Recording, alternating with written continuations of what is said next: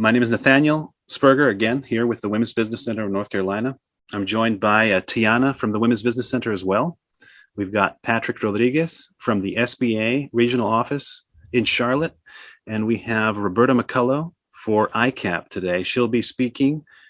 Before I pass it over to her, I'd like to give a few minutes to Tianna.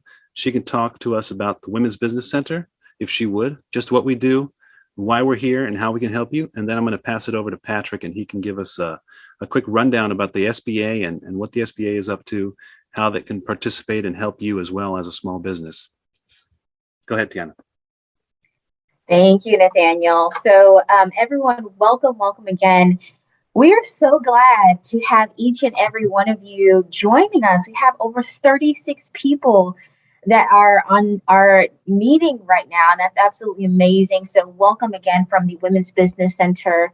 I am here representing as the program director, and I just want to share a little bit about some of what we do, just as Nathaniel mentioned. And so really the mission of the Women's Business Center is to promote economic self-sufficiency for all of the women and minority individuals in North Carolina. And so many of you have entrepreneurship goals, you have businesses, just these different things that you want to do. And we're here to help you and empower you by offering tools to support you to establish your business or stabilize your company, or even generate some type of profit or strategize for future growth. So we're really here to help you in all of your economic development endeavors. And some of the ways that we do that is through our services, trainings like what we have right now, and then also just one-on-one coaching. So some of the things that we do is customized one-on-one business counseling. We have seminars. We have reviews and feedback that we give as far as written business plans. We help with loan packaging and preparation assistance, and we do lender referrals. And then we also help with certification assistance. And so with that, you are also kind of launched into kind of like this network of business professionals and the industry of, business. So we're hoping that everything that we offer is something that you can utilize, whether it's the one-on-one coaching or just some of the other things that we have for you. So that's all I've got for today. We do have Dan Stafford, who is our senior business counselor. He's on the call. He has a wealth of knowledge. Dan, I'm going to hand it over to you for a brief introduction about what you do and how some of these individuals might have received help from you.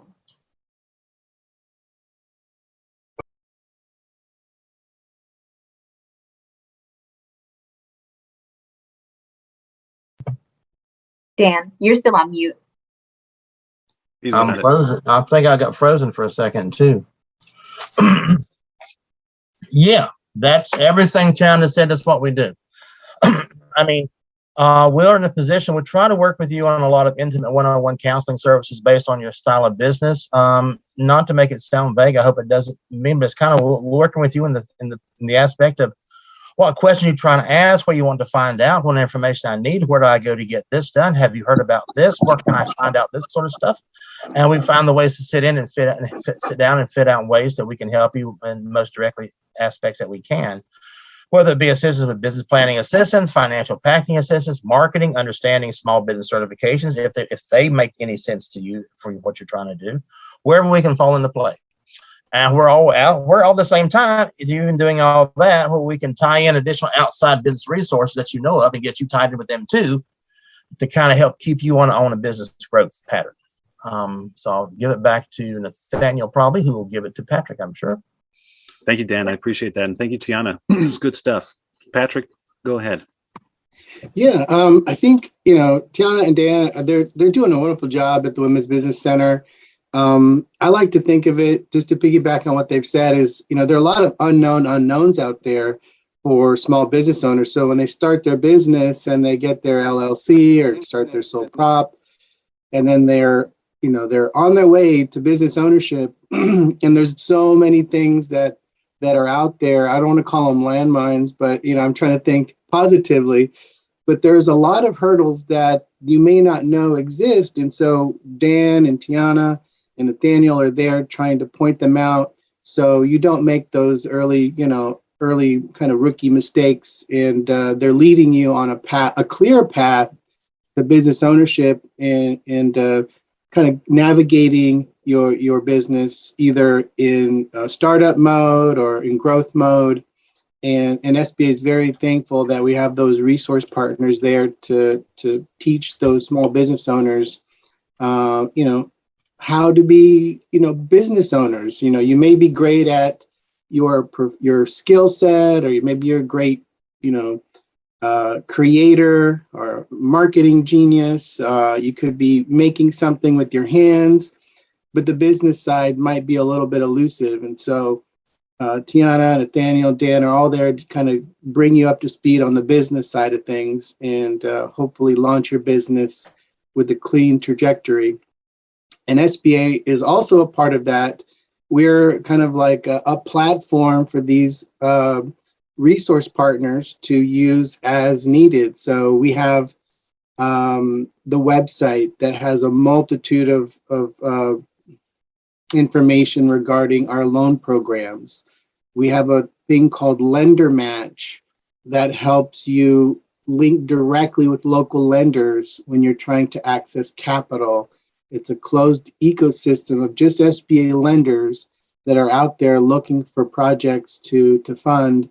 And Lender Match is a great starter tool to link up with those lenders that are local and that are funding businesses in your communities.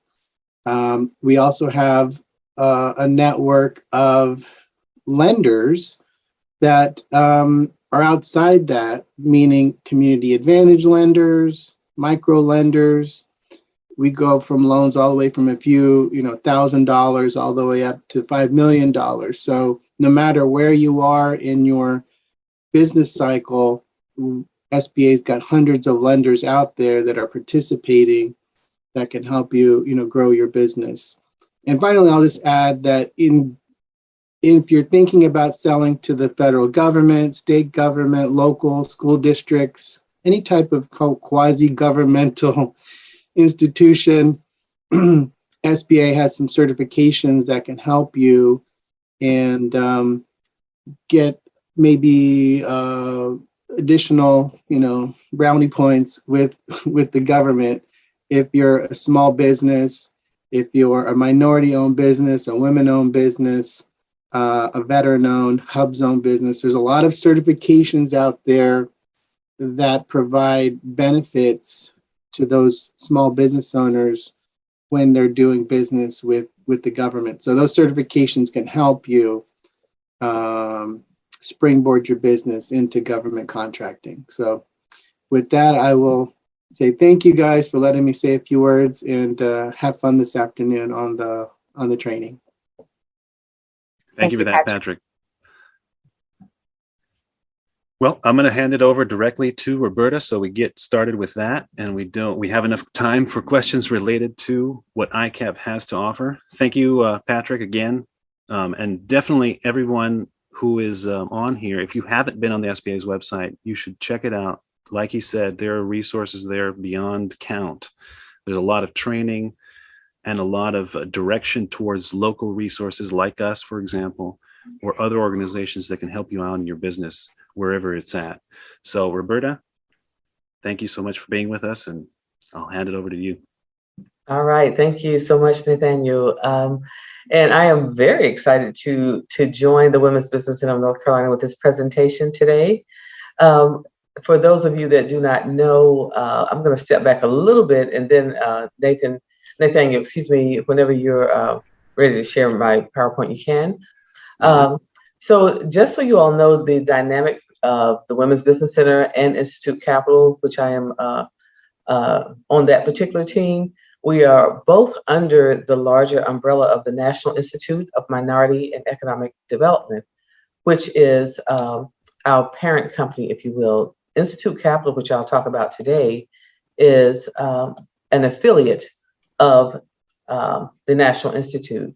We are the lending arm of the Institute. And so my colleagues with the Women's Business Center run that particular program, and others. We actually have 3 Women's Business Centers that are all supported by the SBA that Patrick is with. So just very delighted to be here.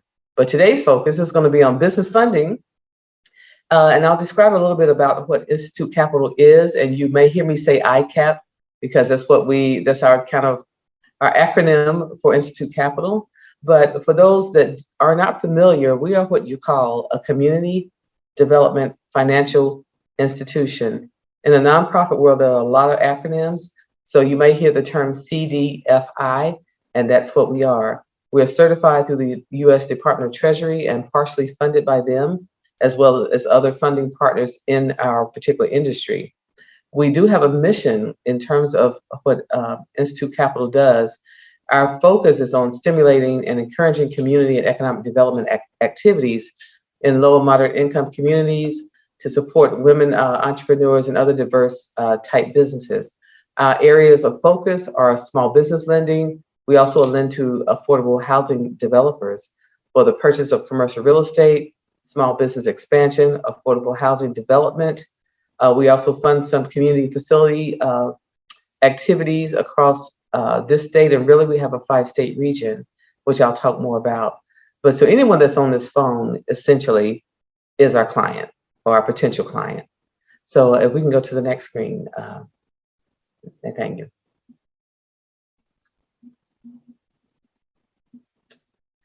So I spoke a bit in terms of our areas of focus and investment. We focus on affordable housing, small business lending. We do a lot of work with HBCUs in the business collaborations in terms of their student population. And we do some other community development investing that I mentioned in terms of community facilities products. I'm going to focus mostly on small business for the extent of this conversation. We actually have a very large region. We have a 5-state region that also includes DC Metro. Last year, we started out with North Carolina and South Carolina, Virginia, but this year we expand into our other parts of the region.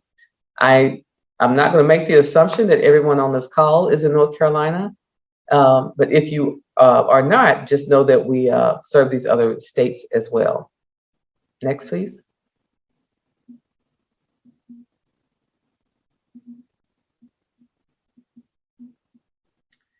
So in terms of our loan products, for a small business, like I imagine most of you are, we do focus on those that have a little bit of seasonality to them, being that we may not necessarily do a brand new startup. However, I don't want anyone to just rule yourself out because there are circumstances that we do.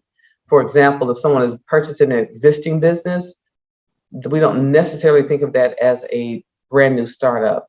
Our loans range from $50,000 up to $500,000 for small businesses. Typically, our average loan term is about 6 years.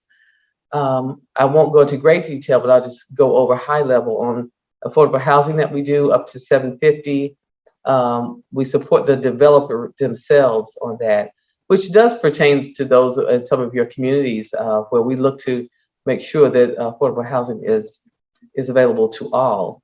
And then the community-based funding, to give you an example, will be something like recently we funded a behavioral center in Lee County. So that's a community type product that we might do. But for the nature of small business, we are pretty flexible. We kind of made a floor of $50,000 for now, but we will expand that as we move forward. Even though Institute Capital is new to the Institute, the organization was actually acquired from a merger. So we've been around for 20 some years. So we have quite a bit of experience. So I just want to kind of set the bar in terms of what we look for. And then we'll talk about how you can engage with us and with the Women's Business Center going forward. Next, please.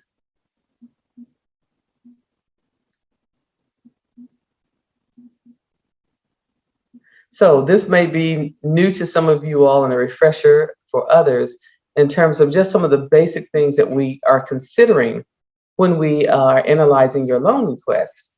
You may have heard some say the 5 C's, some say the 6 C's, or we're just going to go over these just to give you an idea, because everything is not always about the numbers. It's really about the whole business and what the whole business brings. In terms of character, we're looking for history and experience of the borrower. We want to understand what your customer base is, and we want to know that whoever is applying owns at least 51% of their eligible business. And I will add that anyone that owns 20% or more will be part of that application. So as you structure your LLC, your S Corp, if you're a sole proprietor, of course, you own 100%. But you want to make sure that if you own 60% and someone else owns 40, then both of you would have to apply when you come to us for a loan. In terms of capacity, we want to know that you have some sort of management history in terms of the business owner. Now, I will kind of pause on that because sometimes you may be hiring someone that has the skill set that you don't, and that is absolutely fine. So we just want to make sure that we understand what skills that person has. So we may ask for a resume of you and or the person that may be managing your business. So just don't panic thinking, oh my gosh, I have to be the master of everything. You don't have to, but you definitely want someone in your team that has that skill set that you do not possess. In terms of capital, we won't lend 100% of a project. So we want, some of you may have heard this term of skin in the game. That term is probably not going to ever go away because lenders always want to know that the borrower is and the business owner is willing to invest in themselves. So for us, we like to see at least 10% of contribution from you on whatever that particular project is. If you're purchasing a building, we will finance up to 90%, but we want 10% of that purchase to come from you. If you're purchasing equipment, whatever the case may be, we just want to know that you are investing in yourselves just as you are desirous of us to invest in you as well. And if you have any questions, I should say, please put them in the chat so that, and because Nathaniel is monitoring that for me. In terms of collateral, which is a question that we get a lot of times, collateral typically looks like this. It might be business equipment. It might be personal real estate. It might be commercial real estate or commercial equipment. We will ask for collateral pretty much every time. Fortunately, most recently, we have partnered with another organization that provides what we call a credit enhancement product or a participation deal, whereas they may subsidize, if you will, your loan by buying some of the risk from us. That's a little heavy, but just know that we have ways that we can mitigate the collateral side for you. But just think about when you're applying for a loan, just think of those things that you are desirous to put up for collateral. Now, Patrick, I don't know if Patrick's still on the phone or not, but we follow the SBA's consideration in terms of collateral, meaning that any reasonable source of collateral is going to be considered. Is my home reasonable? Yes, it is. Is my car reasonable? Not really. Is my business equipment reasonable? Yes. Is the commercial real estate that I'm looking to purchase reasonable? Yes. So we kind of go down that list and determine what can support your loan request, and then we go from there. In terms of conditions, what is the business condition and the industry condition for your particular business? We know that the pandemic has affected every single industry out there. So, and we understand, I don't know if you have gone out to eat lately, but one thing that I have learned that is factored into eating out is patience. You know, there's fewer people working, they have less hours, you're going to have to wait, whether it's breakfast, lunch, or dinner, there's going to be a wait. So that industry has been affected. So you want to just consider those industry aspects that affect the industry that you're in or that you're looking to go into. And then lastly of the C's is the credit score. We do have a floor of 600. We expect each person that is a 20% or owner or more owner in that business to have a credit score of 600 or more. We have some flexibility, but that is one thing that we kind of stick with, and we'll work with you you might be right under that bar, but you may have an outstanding medical bill, something that will amazingly bring your score up fairly quickly. We may say, okay, you know, this is going to be a condition that you pay this off, and we need to see your score above that. But that's not going to stop us from analyzing your loan. We just know that needs to be done. So just keep that in mind. And I always say the flip side of that the floor is 600. However, if you have a 700 credit score, that does not mean an automatic approval. It means that we still need to look at those things that we just described to make sure that your loan request is a viable one. I'm seeing some questions, Nathaniel, so you can stop me anytime and I'm happy to answer.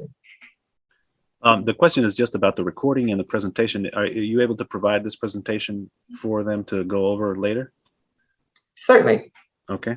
Yes. All right. Then the answer is yes. All right. Go ahead. Next slide, please.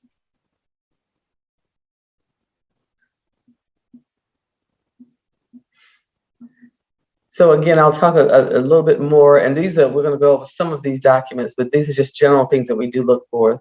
So just kind of keep in mind of, and I give people information, but I careful as not to give too much, because what I don't want you to do is to disqualify yourself and say, oh, I don't have that, so I don't qualify. Don't do that. Let us have a conversation with you, because we have some flexibilities, but I just don't want you to eliminate yourself when you shouldn't be. I do see a question. You want me to respond to that, Nathaniel? Or there's Sure, a few, I'll let you definitely. read them. Well, yeah, here's the first one is, are personal guarantees required for financing? Yes. Okay. And then the other question is, what's the percentage of funding compared to the number of applications? So what's your turnover, I guess, of applications versus... That's a hard question to answer, because we're constantly getting funding and constantly getting applications. So if I understand your question, are you wanting to know if we have a demand, a higher demand than we can handle? Or are you asking if we have a lower demand and we need to raise the bar? Can you clarify your question?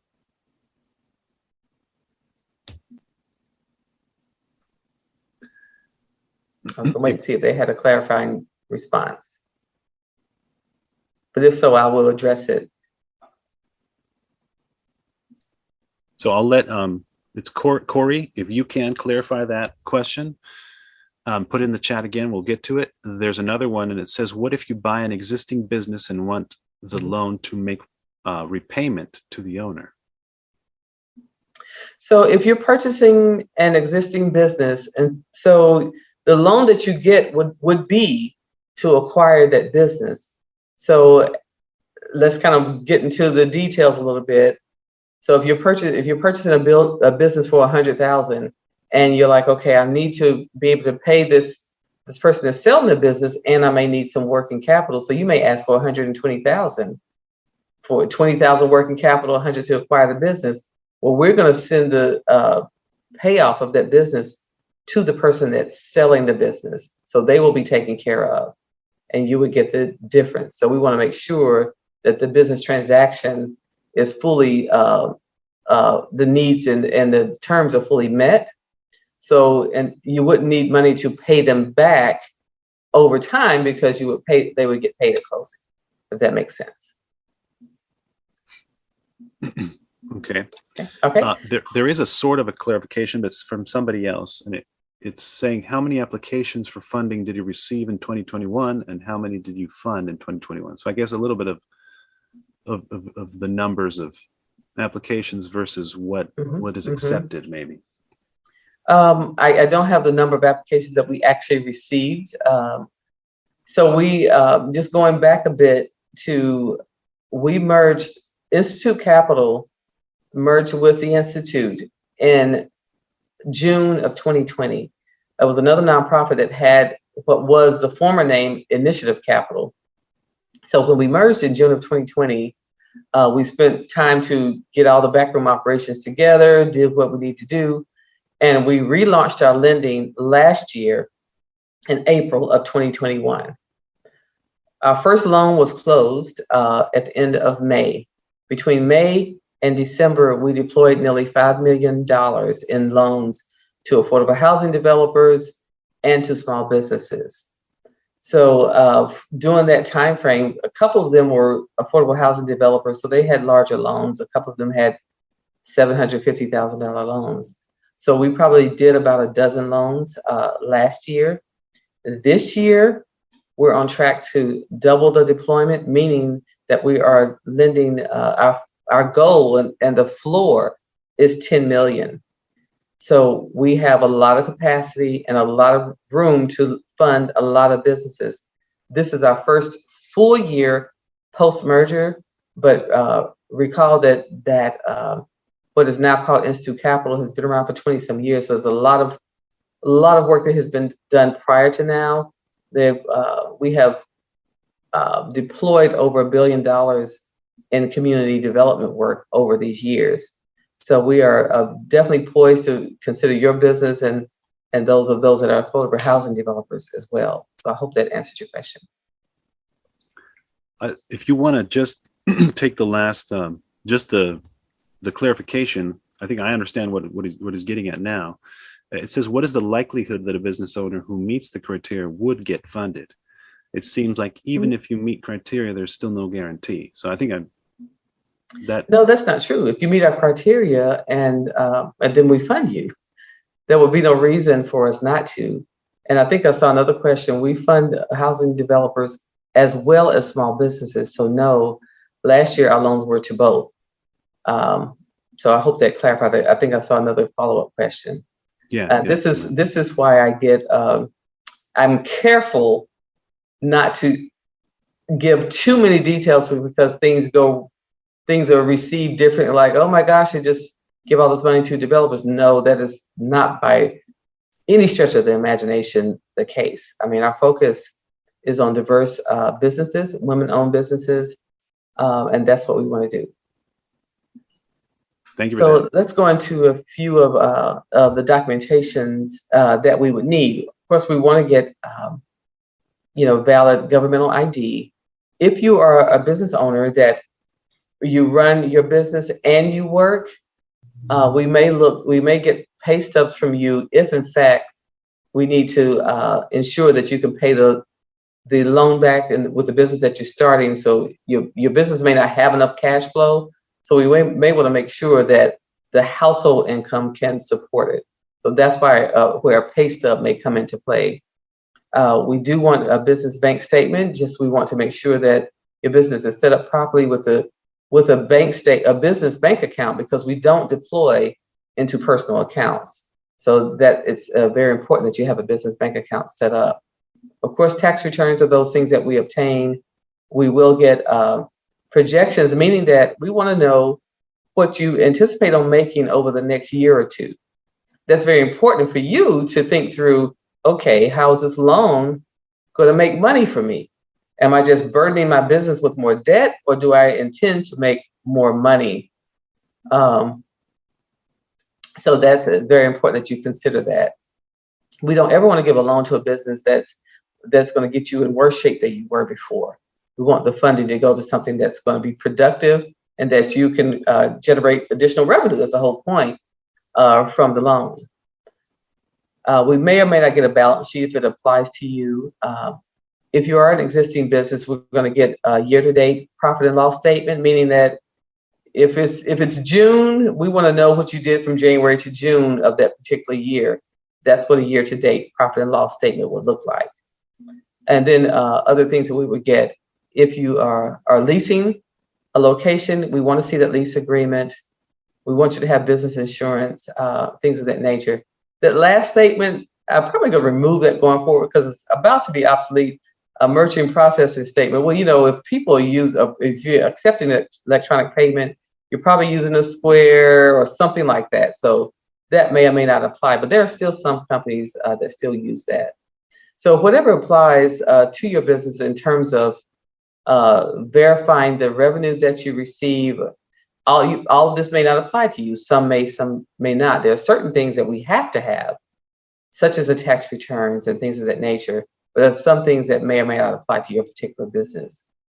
So Nathaniel, are there questions that I haven't answered? There is one. It says, do you do loans for working capital? I think you kind of answered it. Yes. Or for payroll for businesses that are already in business or that have been hurt by COVID. Yes, and yes. And so if you're looking for funding to support payroll, that's considered working capital. I always like to share with businesses when you are getting, that's really considered something more specific called permanent working capital. So if you're getting money for payroll, you want to be very careful, because the question should be to yourself, why am I not able to meet payroll with the revenue from my business? So you want to think through that, like, is this just a temporary thing that I need and I can anticipate my revenue increasing over time? But if you're borrowing money to pay your payroll, that should be a red flag for you if it's not a temporary circumstance. So you really want to, because your business should be able to meet your payroll. So we'll talk through those things as we analyze your financials that you provide to us. There's one more question. It says, do you only lend up to a certain percentage of the AR and payable aging statement? So we're not accounts receivable lenders, meaning that we do consider what your accounts receivable are, because that's going to indicate, the future cash flow and current cash flow of your business. So an accounts receivable lender really does what's called factoring. I won't get into great detail with that, but that's not what we are. I mean, our loans are term loans based on specific requests to purchase real estate, to buy equipment for working capital, business acquisition, product expansion, so forth and so on. So we don't necessarily focus solely on accounts receivable. I think I saw another question, but it's how long is the funding process generally? So typically, my goal for my team is to, from the day we get, and I'm going to talk a little bit about how we receive applications. That's vitally important. So from the time we receive a completed application, keyword completed, then we like to have that loan request analyzed within about 2 weeks or so. And then we'll get into if this loan's approved or if we have some other questions. So from the time of a complete application to the time that we fund it, we like to do that in about 45 days. It all depends, though, on how quickly, if we're missing some documentation, how quickly we can get that from you. So I will talk a bit about our platform. I see some other questions which I'm happy to address, but I want to talk a bit about how we actually receive your application. We use let's go to the next screen because it probably is on there. We use a platform called Loanwell. Perfect timing. So we use an online portal. We don't take anything in the mail. We don't take anything hand delivered. We don't take any documentation emailed. Everything goes through our Loanwell platform. It's a web-based platform, so it's accessible wherever you are. And once you go on to apply for that loan, then you'll need to create. You'll see how you can. It's pretty user-friendly. As you go through it, you'll use your email as your user ID, and you'll create a password. And you can go through it and answer all the questions. It's really like an electronic form of a literal application. And you can upload the requested documents that we're going to need. So just it's very important that we do that because that way all of your documents that you submit to us are secure through the Loanwell platform. So we don't want anything outside of our platform, so that we can track it and that we know that we have everything that you've sent to us. So are there some questions, Nathaniel? It's sort of related to what the question was before. I think you kind of addressed it. It's once funding is approved, how long does it take to actually receive the funds? Great question. So once we have provided you an approval, then you will receive something called a summary of loan terms, which spells out the conditions of the loan, the terms of the loan, if we need any additional supporting documents, such as if your loan is approved and one of the conditions is that you need to supply us a business insurance policy, then the loan would not close until we receive that. That's just an example of what we would do. If it is real estate involved, we would utilize an attorney to close your loan, an attorney of your choice. If it's real estate, we always use an attorney. So we would provide wire funds to them and they would close your loan. So from the time you accept the terms of the loan and we receive that signed summary of loan term back, then typically it closes within 2 weeks from that point, based on your attorney's calendar. Yeah. It says, what if you are just starting off with your business and do not have all the requesting documents? Does this eliminate you from being considered? So if you're a startup, that is a very good question. It depends is my answer to that, meaning that we need to understand just if this is a brand new startup, we're probably going to need a little bit of time in your business. We would like to see at least 1 year's tax returns from you so we can understand what your cash flow is actually going to look like. But the example I used earlier, if you're purchasing an existing business, that's different because you'll have access to the tax returns from the existing business. Now, if you are a startup, I don't want you to think, oh my goodness, there's somebody that can help me. We do have partners in our industry that we use and they refer loans to us and we refer to them because we all do slightly different things. Community development financial institutions are all over the country and there's a wealth of them in this state alone. And so we have a couple that we work very closely with that may do a loan under $50,000 or that will do a startup. So if you do go to the Women's Business Center or come directly to us, then we can make sure you get into the right hands if it's something that we can't do. What we don't want to do is just leave you without any option. Yeah, Dan, you probably wanted to comment on that.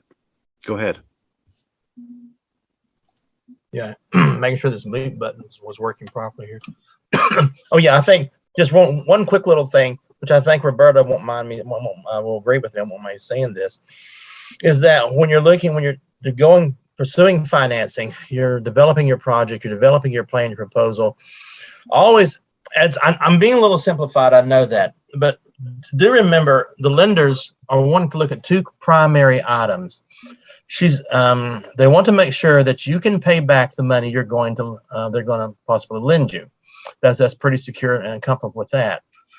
But probably more critical is that they want to make sure that you have communicated to them that you have a good, fairly understanding that you know what you're doing, that you understand how this business operation will run. You understand that you can prove that we're not a whimsical idea here, that we are concrete, we're settled, we're systemically growing, and that we know who our strengths are, we know where our weaknesses are, and even if you tell you have weaknesses, that doesn't mean that's a bad thing on their part. But you know where you can go for help. You know who you go to problems. We know when this is going to happen to us, I can go to A. When this happens, I'm going to go to B. So that's what you're communicating in your application, in your discussions with them, in your business plan, in how you're laying out your ideas for growth.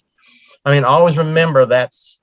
Try to keep that in the overall realm of thinking when you're going, whether it's through ICAP's program, which is great, or any other lenders. Like I said, they want to make sure that I can pay back the money if you lend me some money. Don't worry about that. I will definitely take care of that. And also that I can assure you that this is that's not going to be in something that we're not going to take seriously. Thank you for that, Dan. Yeah, and reach out to us with that kind of question. Funding startups is a whole question unto itself. And there are many ways to go about that. The old friends and family is one of the favorite terms, but there's always other ways to look for money. In the world of social media and tech, there are some ways that we can do that. Being creative and finding that money is part of being an entrepreneur. So take advantage of the resources that you have right now and reach out to us and we can talk about it. Absolutely. And I think we have one last screen that's probably going to show all of our team members. So the best way to reach out to us, I would strongly suggest as clients of the Women's Business Center that you start out with them. And so you can talk through just what it is that you're looking for in terms of your funding for your business. So they can assist you in determining whether you're ready for funding or not. And then from there, they're more than likely, not more than likely, but they will refer you all to us. If you think you're ready, you have everything in place, you'll have this PowerPoint presentation. You can click on that link, which is a live link, to apply for a loan. That's my team. In terms of my role, the people that will assist you through your lending process would be Mr. Eric Nelson, Mr. T.F. Congleton, and Irma Alvarez Urbina, who is our administrative and funding support person. You can also reach out to me as well. They're probably easier to catch than I am, but I'm certainly able to help you as well. You'll have all of our email addresses and our phone numbers, and you can certainly reach out to us. But again, in terms of if you're unclear of just what the next step is, I definitely advise that you go through the Women's Business Center first, and then we have a very formalized internal referral process, and you will surely make it to us. I think Ms. Phyllis has her hand up. Was there a hand up? If somebody has, I can't see it, but if you do, I think it's go Ms. ahead. Phyllis. Did you have your hand up, Ms.? Hi, Roberta. Hi. I always like to tell everyone that your documentation is very important for all aspects of your business. And once you put the necessary documents for a loan or grant together, it's a great idea to keep that together. What do you think, Roberta? I think so. And you just said something. Thank you for saying what you said. I want to tell everyone on this call, you mentioned the word grant. A lot of people ask that question, are there grants for small businesses? And, you know, honestly, prior to the pandemic, I would say, boy, they're hard to find. I don't have that same response now. Over the past 2 years, Institute Capital, in conjunction with the state of North Carolina and another community development financial institution partner, actually facilitated the grant program for the state of North Carolina that was called Retool North Carolina. I hope that some of you all on this phone were recipients of that. The key element, among some other documentation that I won't go into, but the main thing that gets you in that consideration is that you receive one of the state's certification, which is called the Historically Underutilized Business Certification, or HUB certification, or you receive one from the Department of Transportation, which is their Disadvantaged Business Enterprise, or DBE certification. You can find out information on both of those on the respective websites of the state of North Carolina and the NC Department of Transportation. I'm telling you all this because we did do 2 rounds of that, one in 2020 and one in 2021. We are preparing for a 3rd round in probably the beginning of the 2nd quarter. And that particular grant program does include, this particular round is different. I'm very excited about it because this particular round will include those that already have the certification. Of course, that's across the board, but it does include startups. So that, because we know there have been really thousands of startups that started that were established over the past year or 2.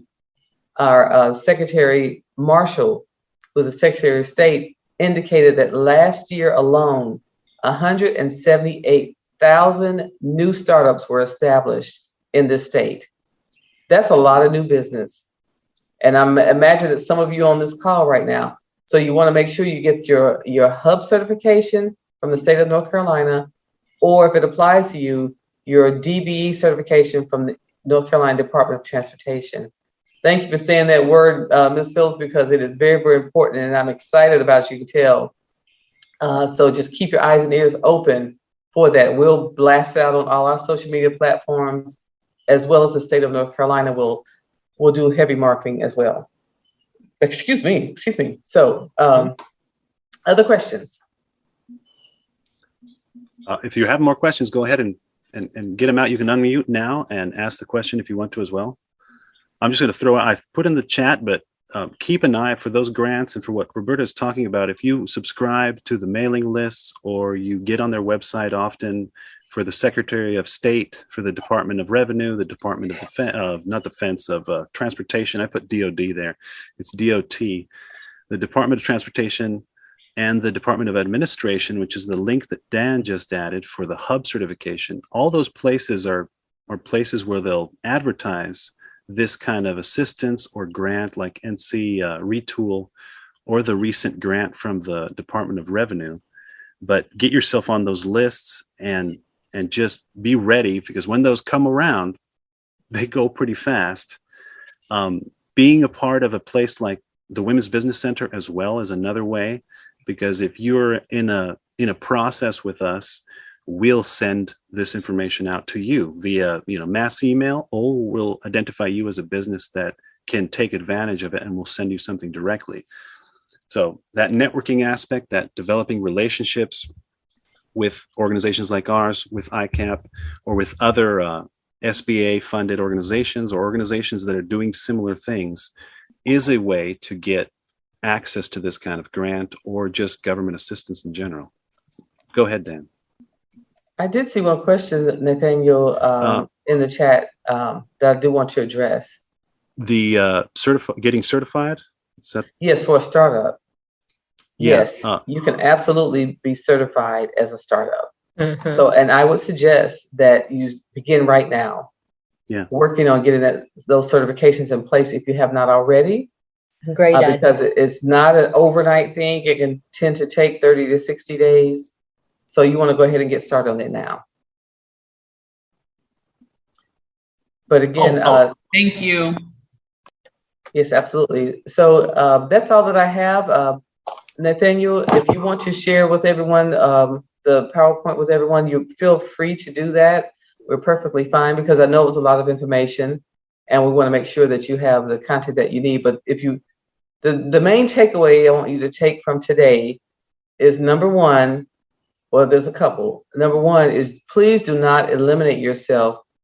If you think you need a loan, talk to the Women's Business Center. Make sure that you're positioned and ready for that.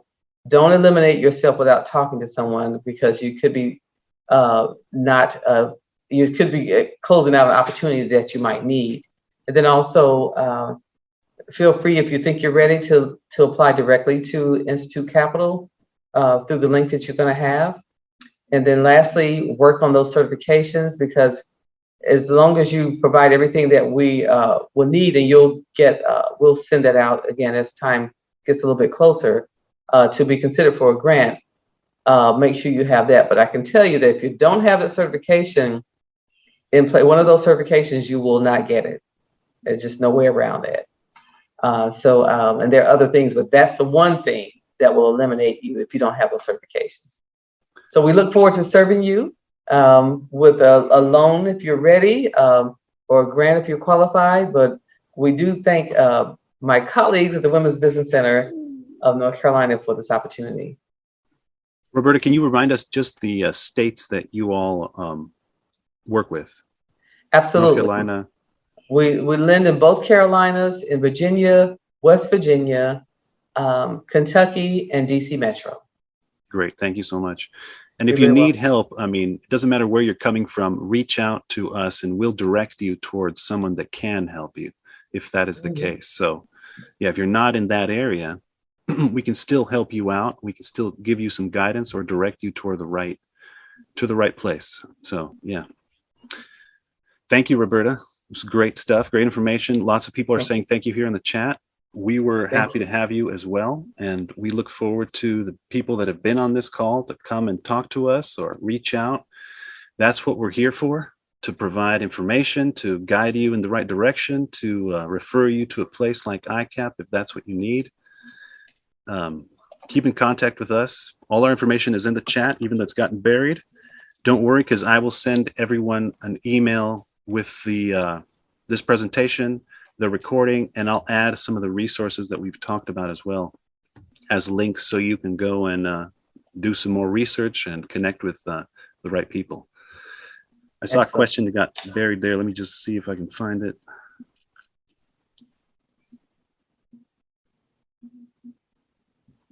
Can overseas clients, i.e. a Canadian, buy an NC et cetera, business and meet criteria for ICAP loans?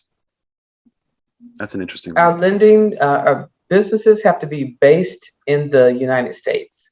The owners of those businesses have to be based in the United States. We don't lend into or from another country.